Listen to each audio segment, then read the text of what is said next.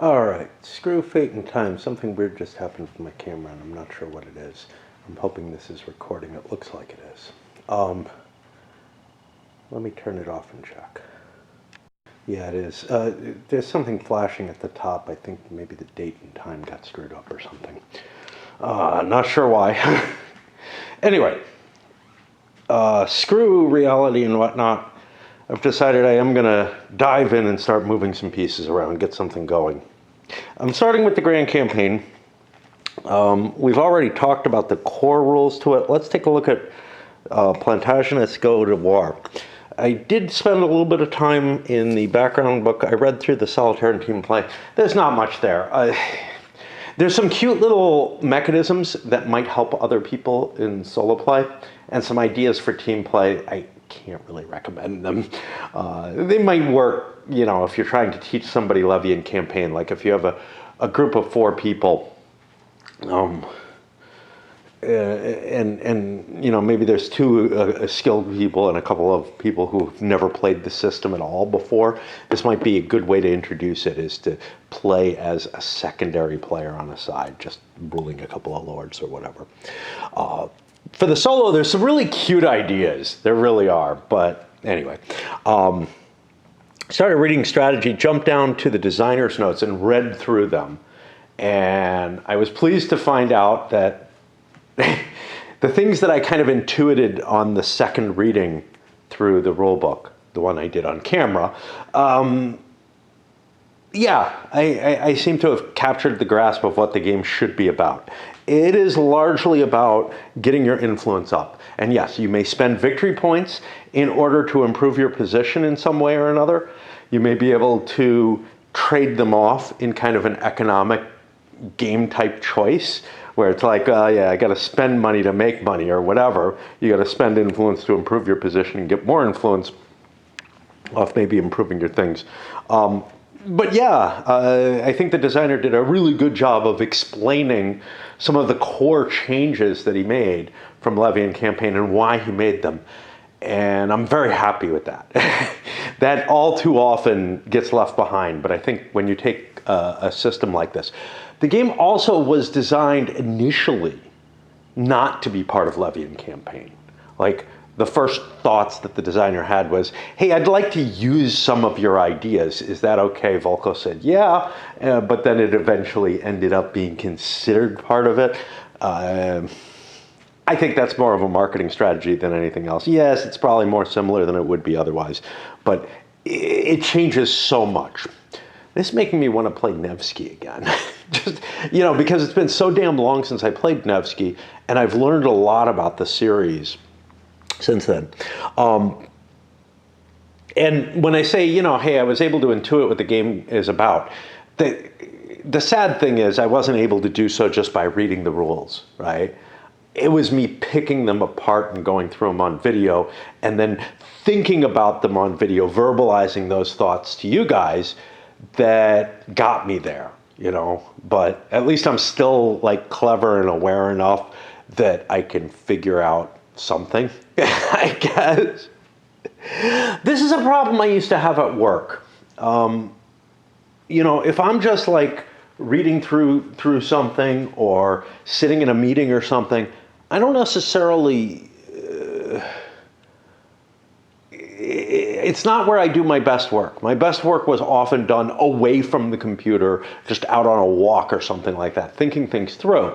And then if I have to represent those ideas at a meeting, it's one thing, because now I'm more prepared. But like, man, the idea that like stuff can get done and good choices can be made at meetings, given the level of preparation most of us, myself included, usually brought to meetings, my answer is no, that's not the best way. Have a bunch of emails, stake out your situation in a thoughtful manner before you get to, let's clear this up, you know, in a meeting so that we can make sure we're not talking past one another or whatever. There were too many decisions that were made too quickly where I worked last, and I felt like it was actually a pretty good place compared to most for making decisions more rationally.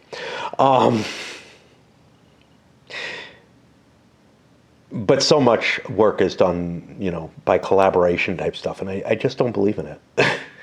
Especially since the kind of work that I do is people like me for a large part, not people who maybe are best at collaborating.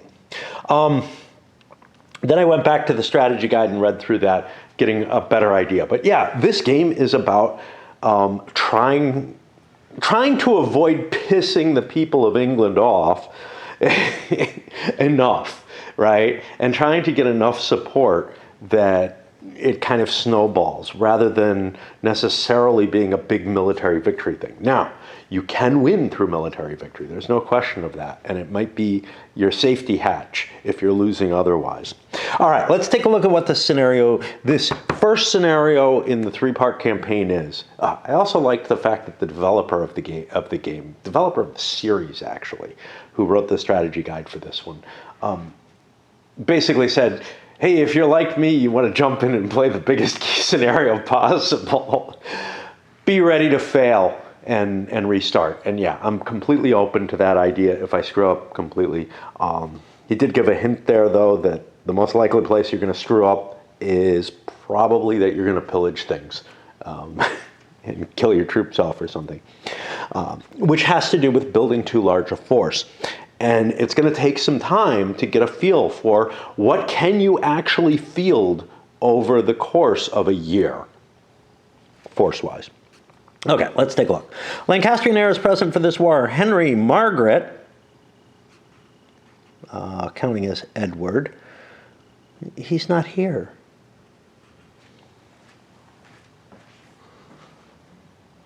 I'm not sure I believe this. Somerset. Oh, as Somerset, I guess. Right? Henry VI, Margaret as Edward. No. Somerset and Somerset II only. Removal of Henry VI or Somerset and muster of Margaret during play triggers additions as listed below. It says set up Henry is Henry VI. Play from levy of box 1 through the last campaign, box 15, using the War of the Roses rules starting on page 26. That's this. And the special rules below. Okay. In place of those listed for 1A. All right. So we're going to have additional lords, I think. Lancastrian heirs present for this war: Henry VI, Margaret, Somerset, and Somerset II. Removal of Henry VI or Somerset and muster of Margaret during play triggers additions as listed below. See also automatic war victory. I'm going to see if I can find Margaret in the cards that I put aside. I thought I had everything all fucking set up. I didn't think, because I read the setup as per Henry VI, I was expecting special rules not to include more setup stuff. Okay, it was indeed date time. I randomized it to whatever it sets at first, which is like 2008 or something like that. So I pulled out cards for Margaret and Somerset, just as reminders that they can come back in. They can come in if Henry goes. So let's see what we've got here. Removal of Henry, 4.43, 4.82. Is this just death? Yeah. Removal of Henry adds Margaret to the next calendar box. Remove Arts of War box cards 15, 17 from play, wherever they are, and add 27 and 31 to the Lancastrian deck. Let me, well, I'll remember that I have to jump down. I don't need. Muster of Margaret immediately assigns Arts of War card L26 Edward to her as a free mandatory capability. Her disband or removal sets the card aside rather than back into the deck. The event Henry released cannot occur. I thought there was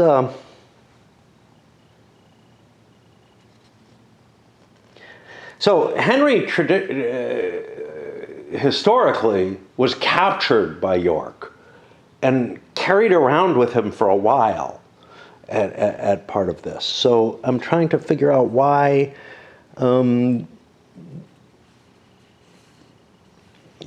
why you wouldn't have the historical Henry release thing. The capability returns to Margaret if she musters anew. Removal of Somerset I adds Somerset II to the next calendar, whether or not highest heir. Yorkist succession. Yorkist heirs present for this are York, March, and Rutland. Do not replace or add any Yorkists.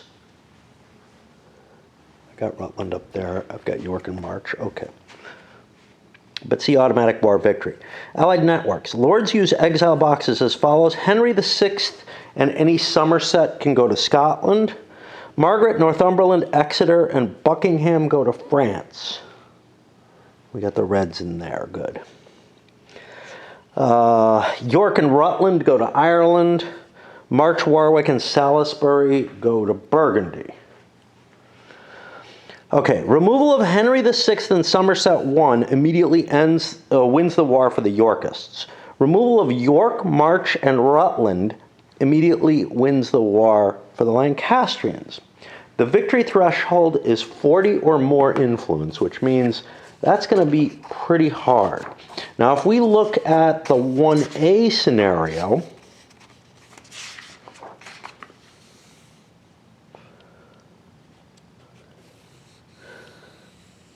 the victory threshold lowers as you go through further and further. Here they're keeping it at the same fixed point for the entirety of the scenario. So it becomes a harder goal to reach, which may mean that you can expend influence more heavily than you could in the other scenario. I don't like when the portions are going to play differently. I'm a little worried about, like, what did we have over here in 1A? We had a special rule, didn't we? Capture of the king. If the Yorkist wins a battle against Henry VI, they add 10. Instead of checking his death, you disband him, you put a cylinder. See, is this gone? Is that what they're saying? Removal of Henry. That's not this rule. Muster of Margaret. Yeah, I think you're not going to end up with a situation with Margaret on the board and Henry captured, which unfortunately was the historical situation at one point.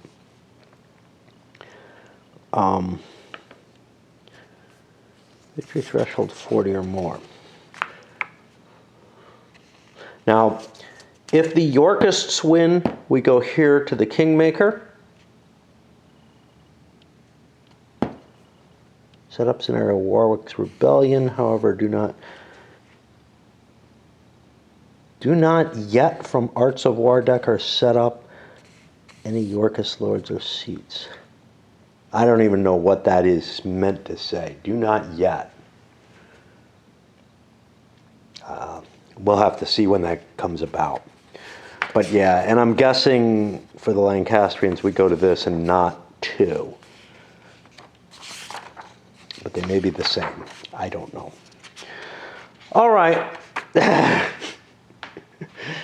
We've figured out what we can. Let's start the game. I shuffled the Arts of War decks. Let me give them each another 7 shuffles or so because they're never, I don't know. I shuffled the shit out of them, but I want to shuffle some more. I've mentioned this before, but this just came to mind. A couple of games back, I think it was Battlefleet Mars, I'm not sure. I was worried about the concept of, I don't remember what it was. I was worried about the concept of rolling dice and having some control over, what they are, sort of subconsciously, right? And someone responded, geez, if I'm ever playing a game with you, you're using a dice tower. Why? Because I know how to do it physically and to influence them and choose not to. Like, I think my awareness might actually make me safer than most people. Like, I don't trust myself or most other people. But anyway. I also feel the same damn way about decks of cards. If I shuffle, and I know it is possible to do almost any kind of shuffle, showmanship-wise, right? and control a card, right? My dad can do it. Various stage magicians can do it. I've never trained myself to do that. But I don't trust that my subconscious hasn't trained itself to do that and would not sort of stack the deck or put an important card where it wants to be. So it's the same kind of fucking idea. And it's just part of playing with a physical game. Anyway, let us try and get started. Took you long enough, didn't it? First thing we have, we're going to be dealing first always with the rebels, which is the Yorkists here. So let's get rid of this. What do I got here? Oh, hold on. Henry goes to... These produce a... Yeah. They mention that people, there are heirs who were left out of the game that are in like Kingmaker, for example, like George Duke of Clarence, completely left out. Why? Because the belief is that he just was sort of a non-entity when it came down to it. All right. So what am I doing here? I am going to draw capabilities. The rebel side draws 2 random and deploys them as capabilities at their lord maps. Let's make sure I'm right about it, that you can only have 2 per. Because again, this game has violated sort of core principles of the system.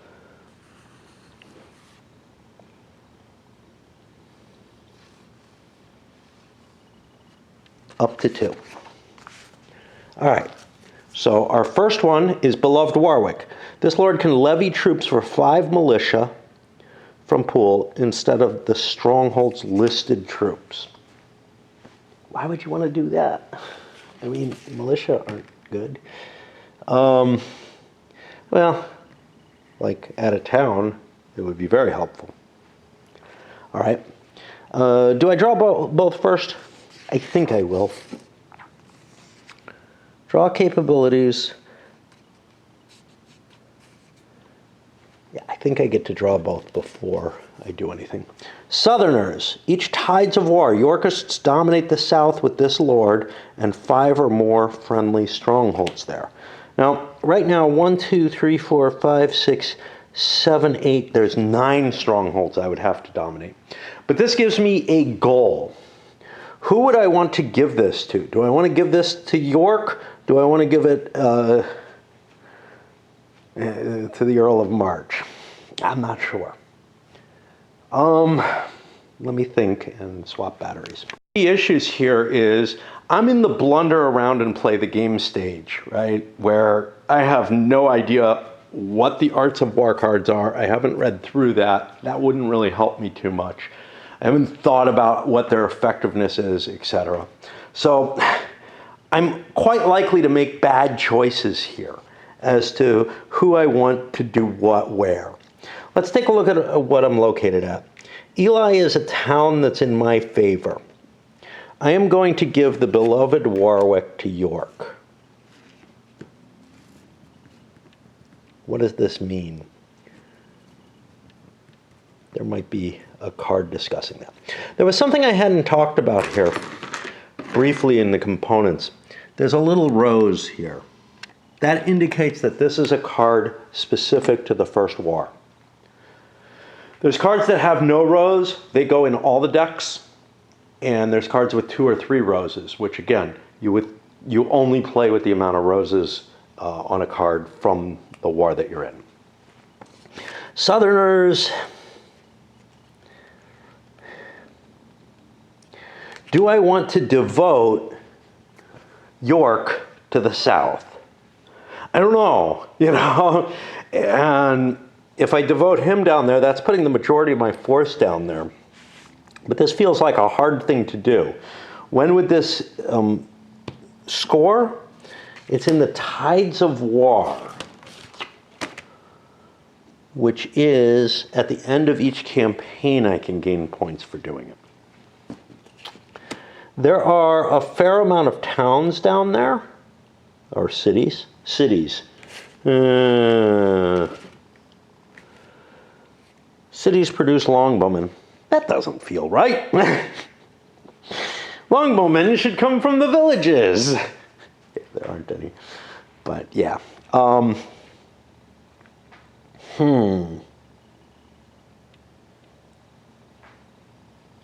There are towns down there. There's a lot of cities and towns. There aren't a whole lot of fortresses. And so like the idea that is that these locations, the strongholds, don't really inhibit movement at all. They're not commanding the terrain and locking everything down. Because remember, England is a patchwork in the sense that, like, yeah, you might have a castle here at Ludlow that's really important, but it doesn't dominate all the terrain around it. There are other castles all over the place and everything. So, and they don't tend to be clustered together in large singular land holdings. There might be an exception with Northumberland, but in a lot of cases, the lords really had a capacity to walk around wherever they liked, and they were often allowed into towns without actually owning them. You know, and things were kind of friendlier. Okay, so I think I'm going to put my. See, I'm expecting to want to get some kind of military capability here, so I'm going to give the Southerners an advantage for the Earl of March. I'm going to try to focus on the South. Once I get it, though, I only want one lord there, and I don't want it to be my most important lord. It's my thinking. Again, might use very, very different thinking if I had a knowledge of what the Arts of War cards are. Let's take a look at what the Lancastrians have. Culverins and falconets. At the start of round 1 of a battle, this lord may discard this card to add 1 die roll to his missiles. Who do I have that has missiles? Well, militia longbowmen have missiles. And a lot of them there, a lot less here. I'm likely to give these to Henry. King's Parley. Upon a Yorkist approach to this lord, discard this card to cancel that approach and end the command card. So you can prevent an attack that you're afraid of. Let's take a look at where my Lancastrians are. They're here. I'm going to give the King's Parley to Somerset because I'm more afraid of him getting caught out in the open. And I'll give the Culverins and Falconets over to Henry, who has a lot of missile troops to begin with. Maybe not later on. Let's take a look at the next thing on the list. Pay. It's the first levy. We don't have to worry about paying. I groan with that because what's going to happen is we're not going to get used to this, and I'm going to move to turn 2 and probably get schwacked by that. But okay. Exiles and vassals, rebels, and then the king may muster any of this turn's exiled lords into the exile boxes, then return this turn's face-down vassals to seats. There's none of that in play yet. Then it's muster time. First, the rebel gets to do musters, and his choices are to parley, to levy a ready lord, to levy a ready vassal, to levy troops, or to levy transport. Now, one of the problems here is building up a lot of troops sounds like a great idea, right? But if you do that, you're going to have to pay for them. And you have limited amounts of coin. I have 2, 4, 6 dudes. That's 1 coin. That's half my money. I feel like I have to raise more cash, etc., to do anything. Now, levying a lord and mustering. I got to look these suckers up because I know that parley costs me. It says pay for ways. Yeah, these I don't think require you to pay for ways, levying a lord or a vassal. But I got to look them up and see where they are. And I also have to take a look at, for example, I look here, pay. Pay lords and forces to stay. Troops, each lord must pay for troops. Lords may disband and then must pay one influence at each at stronghold, two each in exile. Sides may disband. This turns face-up vassals or pay one influence each to shift one box. That's extending their duration of play. Lords, if you don't...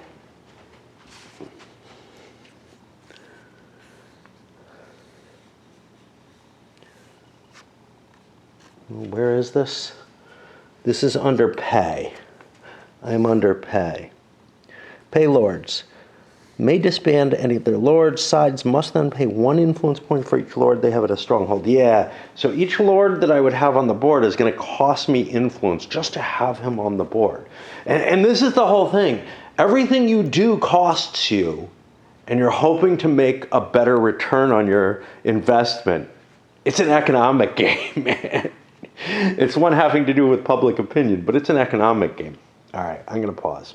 That is really here nor there. And by the way, levy capability is here, yeah. All right.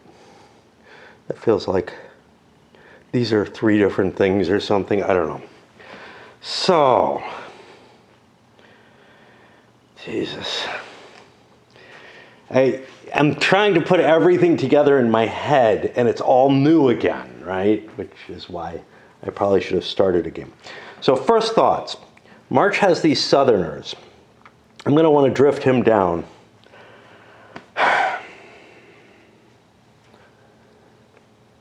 don't really know what I want to do about that. I'm going to want to drift him down and get him in this general area to take advantage of that. I'm also probably going to want York to head in that area, and he's probably going to want to skirt down and avoid the main Lancastrian forces in London until we can make our southern strategy work.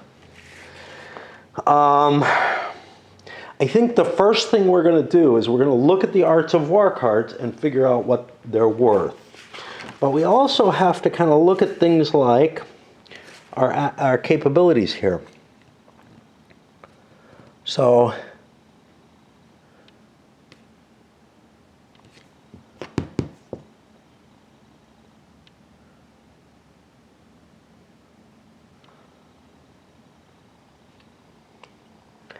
and what's friendly to me? Friendly to me is Ludlow, which is a castle. And I take a look at that. It's got men-at-arms, longbowmen. Not a lot of capital there.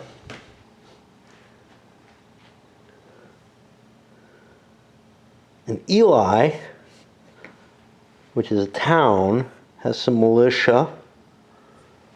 I could get a whole pile of militia and make myself better at combat. But I do know, I don't know that these are here, because I'm essentially playing with the hidden capabilities. I do that all the time, and what that means is I don't know what he's drawn. All I know is what he has. He has a fair-sized force. Getting a bunch of militia would give me a bigger force and maybe feel a little safer. So I might want to do a muster or a levy troops action to get 5 militia added to my force. Yeah, I got to feed them. But Calais and London are my good areas for getting provender from.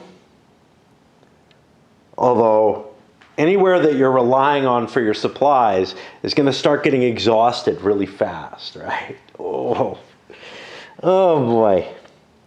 How do the costs all balance out for the gains, etc.? What else? I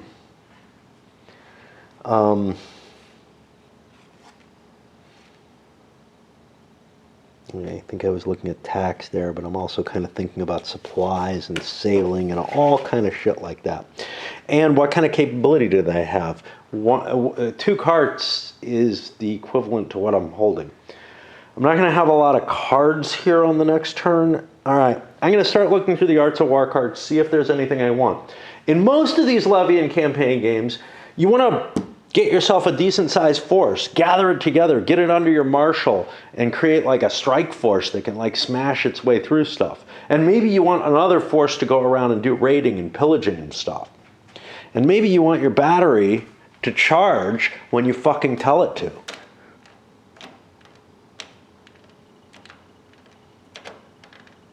There we go, it's unsettled enough. It didn't like where I pushed it. It said, yeah, okay, I'll do it. I'll do my job, boss. That's what happens when you put your thumb in someone's eye. You don't even have to apply a lot of pressure. Very quickly, they like start giving in. How do I know these things? Anyway, what do we got here? Yeah, what do I fucking want to do? I don't know. You know, I just don't know. Like, I'm not going to have a lot of movement. So I think what I'm going to choose is I have a total of 3 lordship. I'm going to trigger the beloved Warwick. Well, no. First, I'm going to look at the Arts of War cards and see what other capabilities I might want to gain. Because, for example, in Inferno, there was a capability that allowed you to supply a lot better. If there's something that lets me get influence, money, provender, whatever, in better rates than I can get otherwise, that becomes really, really valuable in my mind. I pawed through the whole deck, found all kind of interesting stuff, and reduced it to maybe about a third of the deck that I'm interested in.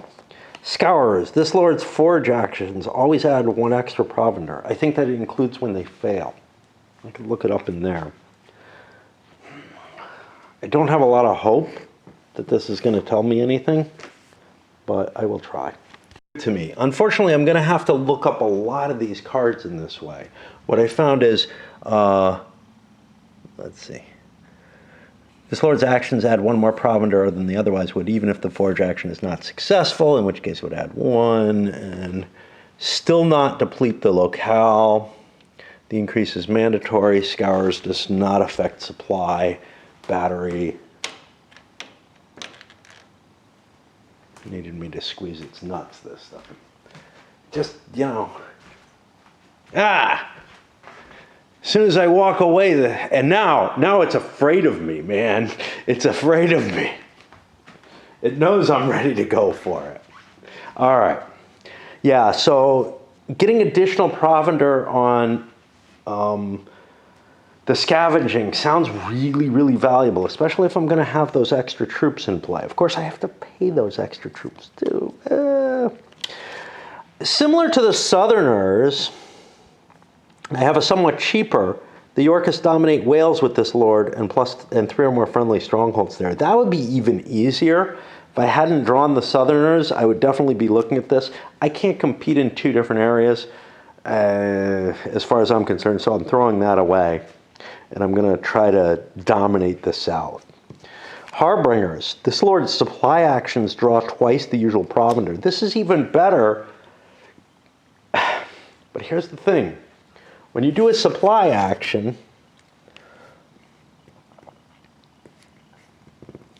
it ends up doing a depletion. Now, so does foraging, right? Yeah, so does foraging. But foraging, I can move around and I can forage in areas that I don't own and whatever. I'm really worried about my capacity to like move around and feed. In most of the Levy and Campaign series, you know, you have this sort of pattern. I can move a couple of spaces and my battery gets unhappy. I can move a couple of spaces and then use a campaign to supply myself. And if I have a marshal, I can move the entire force with the marshal a bunch of spaces and then use the other lords to forage and gather enough food that I can move the marshal again. And I just do this alternation. I don't have that kind of pattern in mind here. I don't know what's going to work, what's not. Obviously, I have the Marshal, which is going to help. But I'm definitely tempted to both of these. York's favored son. This lord has influence and command +1. Wow. Okay, command +1 means I get an extra action off each command card I have. Influence +1 means I'm going to be able to convert territories more easily. Wow, that's really tasty looking. Fair Arbiter, at a friendly locale, you have influence and lordship +1. This is less valuable. Lordship is what I'm using right now. I have 3 of them for York and 2 of them for March. But, and the influence matches this. I'm going to toss this one aside. I don't think it's good enough at this point. I should be considering also these cards, which might cause me strong advantages as well, that I don't want to preclude myself from being able to draw. But the chance of drawing a particular card is pretty low. So I don't tend to put that too far in. Culverins and Falconets. I wouldn't normally consider this, not knowing whether or not he has it, but with the beloved Warwick, getting a whole bunch more missile units in play sounds nice. Lord may discard this card to add 1 die roll of missile hits. That doesn't actually help me. Screw that. I thought it did something else. Yeah, I'm not sure why I put him. I thought you needed. I thought you needed the missile forces for this to work. Yorkists never wait. This lord marches alone, not in group on a road or highway, on a road as if it's a highway. Now, this might work for York to get me moving a little faster, but I think I will hold on that one. This is one of the problems. You do have like this deterministic capability to pull what you want, except for these first couple at the beginning of the game. So you have a lot of choice of what your capabilities are. It's not like in coin games where you're like, oh, do I want to buy the offered one or not? Nah, here, they're all up for offer. Which ones do you want? I know. I'm spending a huge amount of effort on trying to puzzle out these cards, but I feel like this is an important and vital part of how to start to understand the game, is getting these capability cards and which ones you want to choose. So, with beloved Warwick here, I feel like I need to increase my supply capability. Is there anything I want over here? Influence and command? Not really. I'm gonna hold off on these, but that's one of his 3 lordship points that I've spent. I've got 5 of these to spend. I've spent 1. I'm going to spend the second one, as it gets quicker, to throw 1, 2, too many troops on the board. And I'm going to regret this. I just know it. But I want these extra troops so that I can cut closer to the Yorkists. My third one, do I want to do some influence? I don't know. Is there a vassal I want? Well, vassals have to be paid at certain times, right?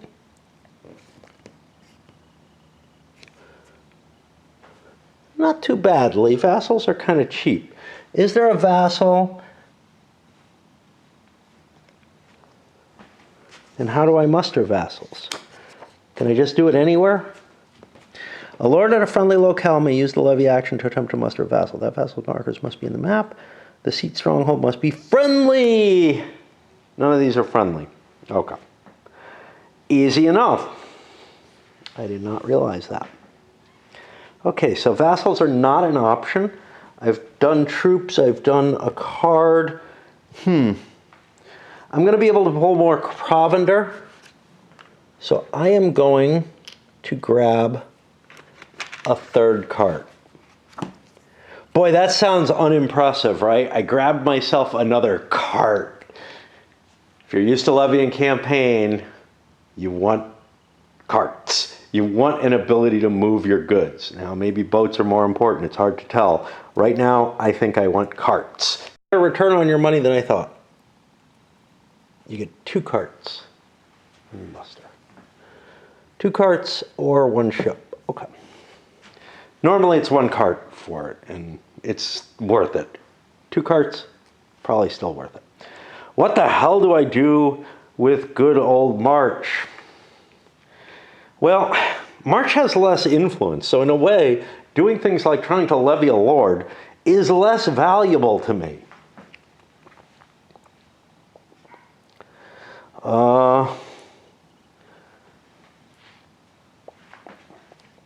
I would like to get down near Warwick. How do I levy lords?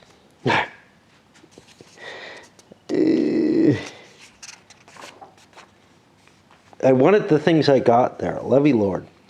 A lord in a friendly locale may use a levy action to levy another lord who is ready to muster onto the map. In addition, either the seat of the lord to be mustered must be free, or they must have at least 1 seat.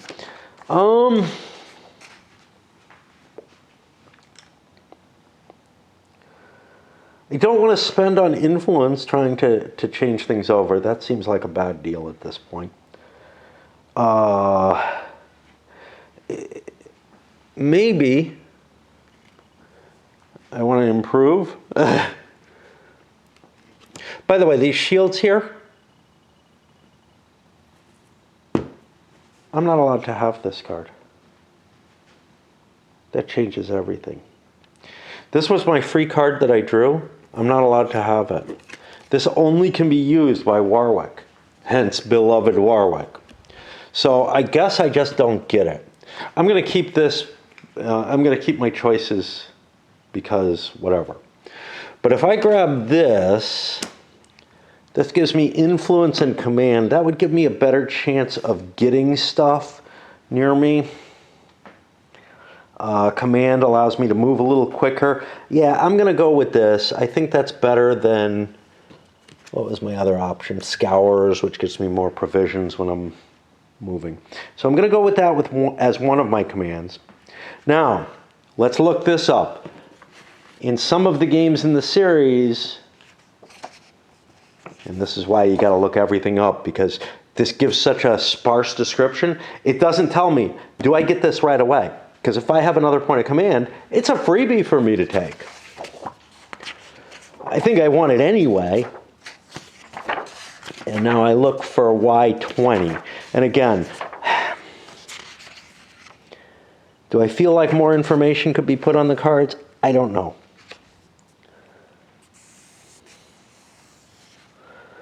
Rutland or March with this capability. Okay. May increase the value of that lord's influence command each by 1. It doesn't tell me. I think that I still have 2 commands left. I could try to bring a lord in. I have Warwick, Salisbury, and Rutland. Salisbury is way up here. I'm not going to have a lot of cards, so it doesn't really make a lot of sense for me to put a lot in there.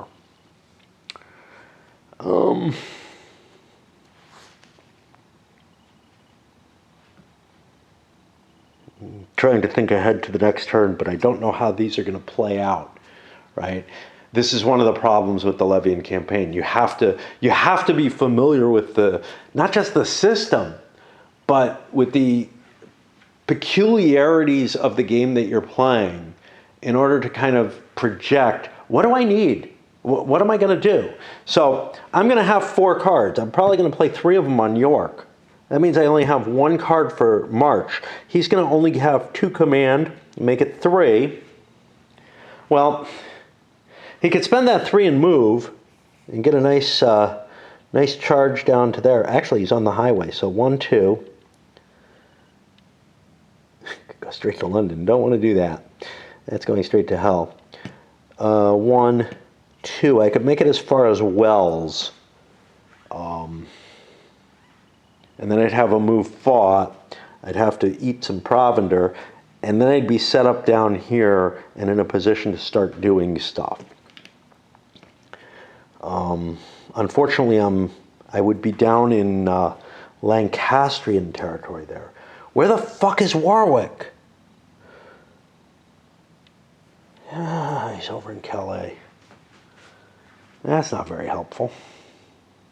What the fuck's he doing there? Oh boy. Yeah. And he has a high influence, a pretty high lordship. Yeah, he's pretty good to add to my cause in a way that like March kind of isn't.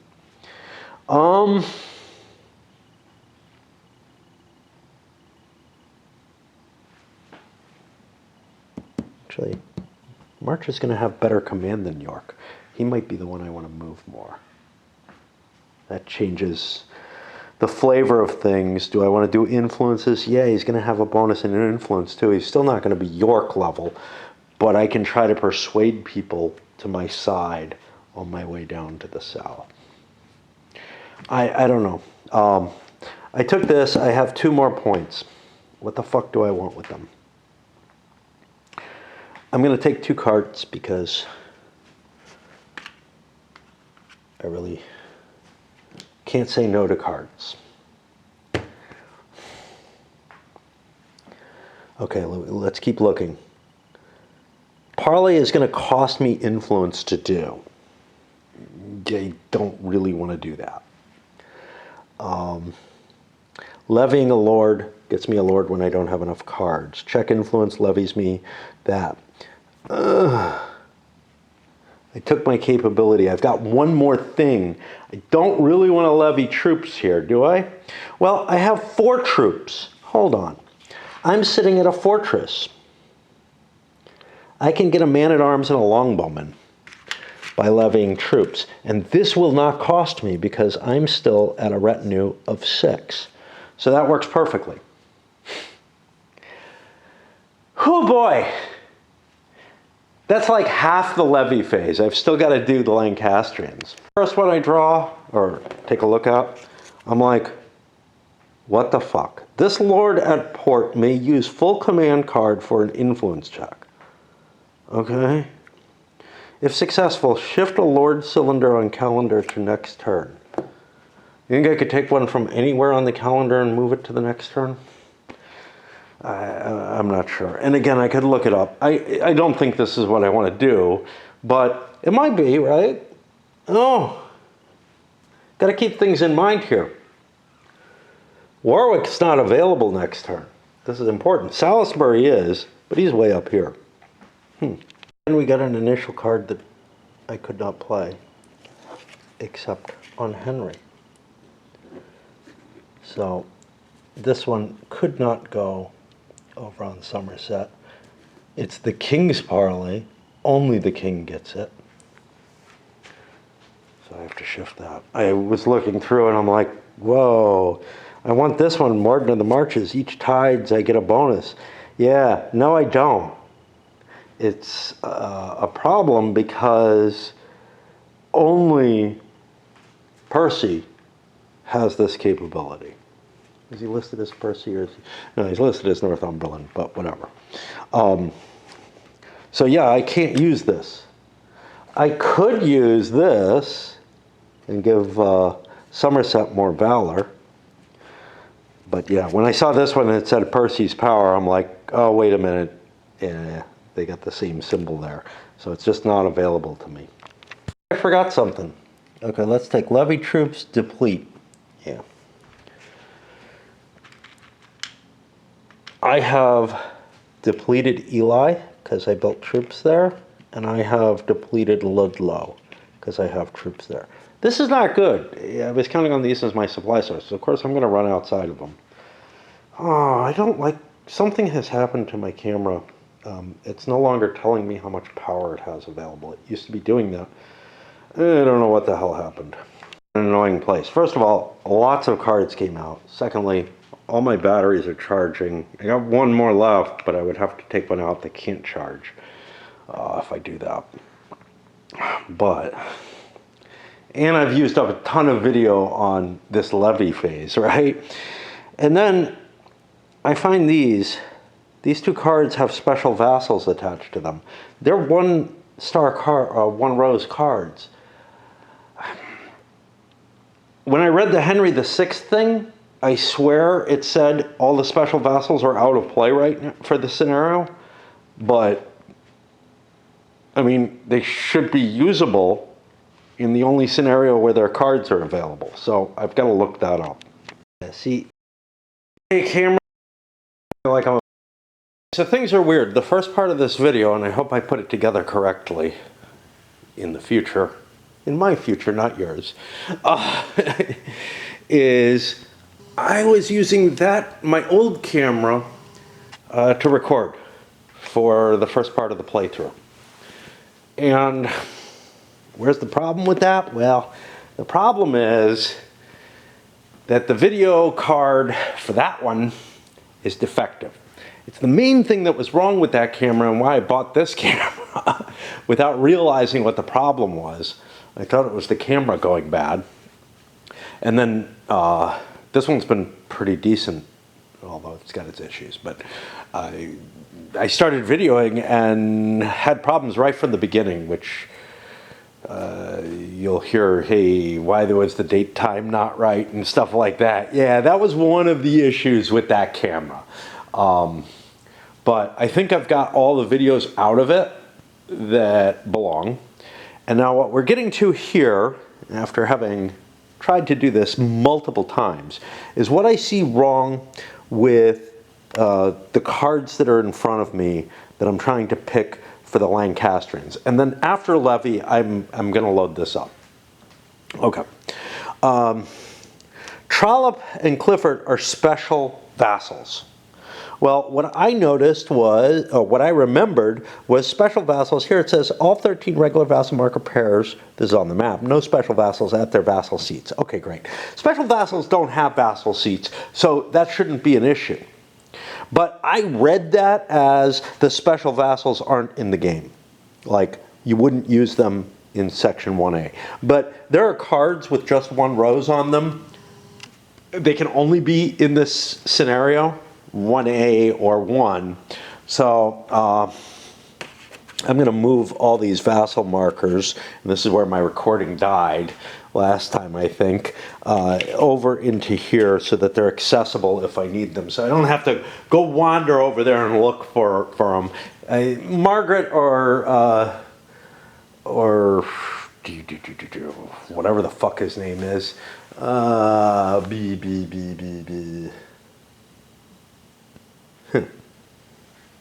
Somerset,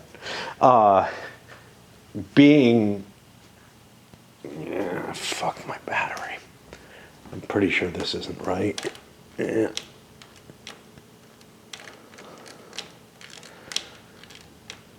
And this is a dead battery, like not permanently dead, just I've used it all up. I'm like out of batteries basically, which is why I have to stop. But the fact that like I was using multiple cameras to charge at the same time, that's what went wrong. Essentially. I picked up the wrong camera and started using it, but whatever. Anyway, so these are available. The other problems I have is just so many different choices, and I don't know what the fuck I was doing or thinking anymore, because now I've had to spend about 40 minutes dealing with my camera to try to figure out what the fuck is wrong with that. So, what do we got here? Well, Trollope could only go over here. These guys, they're special vassals. They're going to cost you something. They give valor bonuses, which are kind of useful, if I can remember them. I can, of course, use one of these number markers to represent the increase in valor. But let's take a look at what I got. Levies troops without depleting or exhausting strongholds. This may have been why I noticed that I have to put these depletions down. But yeah, that could be useful if I'm going to raise forces. Now, here's the thing. Henry has 2, 4, 6, 8 troops, so he's already overburdened. Like, he's going to have a feed ×2 on him. Speaking of which, why don't I put that there? He's going to have a feed ×2 on him no matter what, so we'll put that on him. And Somerset also might want to levy some forces, which is interesting. Now, if I look at London, London gets me 3 forces, so 2, 3, 4, 5, 6, 7, 8. That would put me up to 11. That's not bad. So I might want to do that. Anyway, not exhausting the stronghold for levying troops, that seems like an advantageous thing. Margaret. Each tides of war, this lord at a stronghold outside London or an exile box adds 2 Lancastrian influence points. This can only go with Henry, so I can't use it. Great. Let's get rid of that. Because I chose to put both of these over with Henry, which was probably foolish. But in the name of the king, this lord has influence +1 for parley. Sounds interesting. I have a 5 influence, 6s always fail, screw that. Harbingers, this lord's supply actions draw twice the usual provender. That's the same as this guy had, although I don't know that. That's a valuable thing. Council member, each tides of war, this lord adds +1 Lancastrian influence points. This is my answer to Margaret. I could put this over here and get myself, extra influence each turn. I think that's a pretty good idea. Haywains. This lord's carts count double for march and supply. It means I don't have to muster as many carts as I had to for the Yorkists. But I got a real limit to the number of cards that I can put out. So I don't know how likely this is. I only have 2 cards. Right now I think I'm going to play this. The question is, what else? Do I want a special vassal? Extra troops in play? Extra good troops in play? Now, these guys don't come with a marker on there. They're kind of nice that way. So I've got a lot of hard calls to make. My 2 command points to help Somerset and increase what he's got. Over here, I've already got Henry all set. He only has 2 lordship points as well. 2 lordship points. I don't know if I said command. He's got 2 lordship points. Let me put a valor here just to remind me that he produces a valor. That'll help. I can't do anything with him in terms of getting more assets.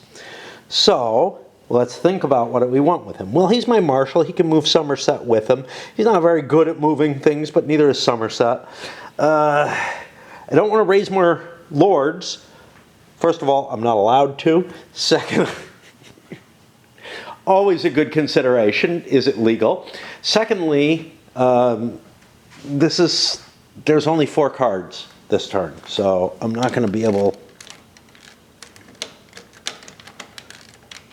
All right, I'll swap. I'm not going to be able to move, both of these lords to their maximum 6 cards that they have between them. By the way, with the swap, I moved the battery from the charger over to the other camera. That's loading fine. I moved the empty battery up to the charger. Now that's working fine. I don't understand this thing. Anyway, that means I have 2 things I can do with Henry. Well, one that I think is just worth it is to grab me a cart. Carts are a good idea. That gets me to 4. Do I want to raise troops in London? Yeah, I might as well. So London will get a man-at-arms, a longbowman, and a militia. Am I overdoing it? Maybe. And I get a depleted marker in London, which is not what I want, right? But I'm still at feed pay ×2 here because I have 4, 8, 11. in play. That's fine. This doesn't count, this doesn't count. So I think we finished Levy. I think we're going to call it possibly a day here as we go over to the campaign thing. Now, I often would walk away for the campaign, but this took me so much time to look at the cards and whatnot. I'm going to load this up. I'm going to call it video 1A. It's also especially important that I load it up right now because I've got a bunch of videos that are numbered completely differently from that camera going to try to merge them with this camera. Luckily, because I've been using the same kind of cameras all the time, I've got a couple of others that are not. They produce in the same format of video, which means that I can use my same joiner and everything. It's why I keep buying these cameras. In addition to the fact that, like, when I tried to buy a camera that was different, bought this one, looks fucking yellow, which I don't like. I bought this one here, which is this one, which is officially an Averio as well, but it's a more modern one, and it uses completely different technology. Like, it uses a different video card and different batteries. So I'd only have one battery that came with it, and I'd have to go out and buy another video card, which, you know, that's fine. It's just, it's not what I was expecting. I thought I'm buying the same damn name brand, right? Fucking labeling, you know. It's like Levy and Campaign. This isn't really Levy and Campaign. This does not bother me anywhere near to the same extent. But, you know, spending 50, 70 bucks on a used camera and finding out that, yeah, well, they kept the same name, but it uses different things. You know, it's like if I buy... let's say I have a Cadillac, right? I have a 1968 Cadillac. That was what was promised to me when I was young. I would get my mom's car. I'd have a 1968 Cadillac, but I needed extra parts, and I went out and bought me another Cadillac, right? And I'm gonna move parts from one to the other, and I find out that my new Cadillac is an electronic vehicle. You know, I mean, it's that level of difference that nothing works the same. I can't even use the camera because I can't even stick the same video cards in it. It's using a completely different technology. It's like if I bought a video recorder and, you know, expected to play all my VHSs on it and found out, oh look, you got yourself a disc player instead, right?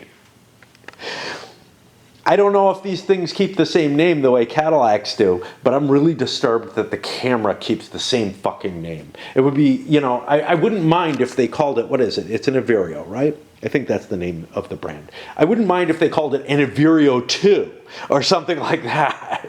Because honestly, I have... Coming back from this old one, this one, I have a total of 4 of these that all work exactly off the same equipment and technologies, right? And they're perfectly fine. And now there's this other one that, you know, I don't even know if it puts videos together in the same fashion or whatever. It's just like, yeah, you know. It's like if you go to a McDonald's and they sell you fucking squid instead of hamburgers. I don't know.